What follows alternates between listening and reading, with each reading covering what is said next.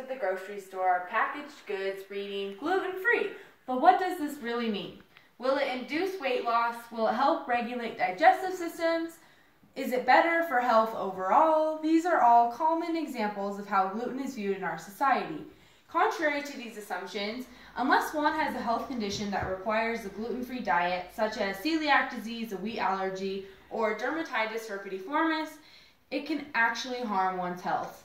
Found in many foods, gluten binds food together with its insoluble proteins. Gluten is typically found in structured foods such as bread because it helps food maintain its shape.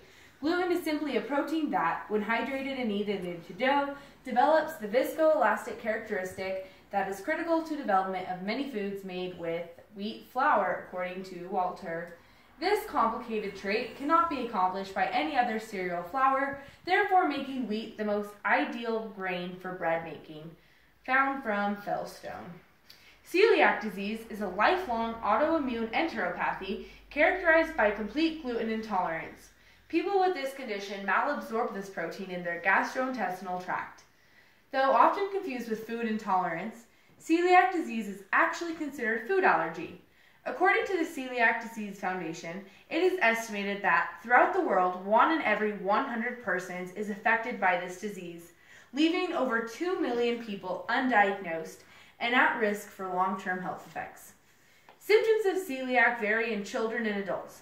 Children tend to have digestional problems, such as diarrhea, abdominal bloating and pain, vomiting, weight loss, and constipation, whereas adults tend to have physical symptoms, including anemia, fatigue, arthritis, bone loss, liver tract disorders, seizures, infertility, rashes, or mental symptoms such as anxiety or depression.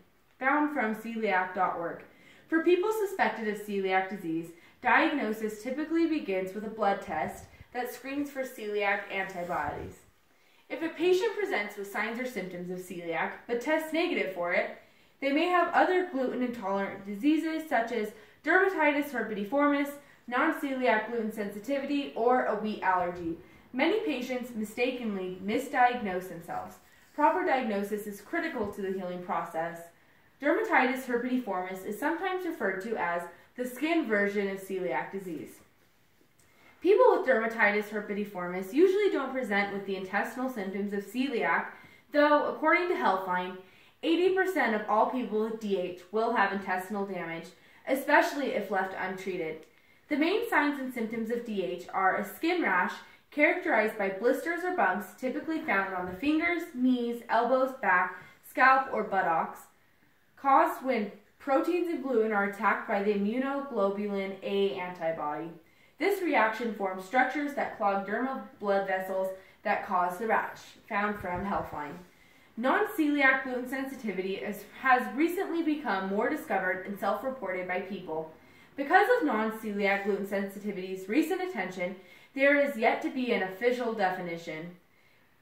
Many people self-diagnose themselves with non-celiac gluten sensitivity by eliminating gluten from their diet, followed by adding it back to their diet after a set period of time. If their diet worsens upon adding gluten back to their diet, they eliminate gluten out of their diet for good or at least cut down on it. Some people are not gluten intolerant or sensitive, but rather have a wheat allergy. The two are not to be confused with one another. An allergy is a hypersensitivity to a specific allergen, such as wheat, whereas celiac disease is an autoimmune disorder. Patients diagnosed with a wheat allergy cannot have wheat at all. This means that not only do they have to purchase food labeled as gluten-free, but also wheat-free. Living this way is a challenge and should only be done if directed by a doctor. For those who cannot consume gluten due to a medical condition, they must be aware of other places gluten can be found.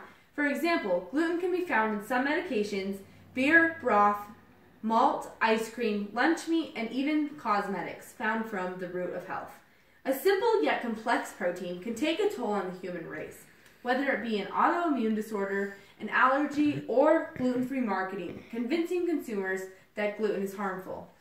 There are various disorders involving a patient's reaction to the gluten protein, such as celiac disease, non-celiac gluten sensitivity, wheat allergy, and dermatitis herpetiformis. The signs and symptoms of these very different disorders should not be mistaken for underlying conditions. Food marketing may falsely portray that eating a gluten-free diet is healthy while it is actually harmful to those not diagnosed with a gluten disorder. Scientists and nutritionists today are still conducting gluten studies, making new discoveries in recent and coming years. So next time you're at the grocery store and you're thinking about buying the $5 package of cookies that says gluten-free versus the $2 package of regular cookies, think twice.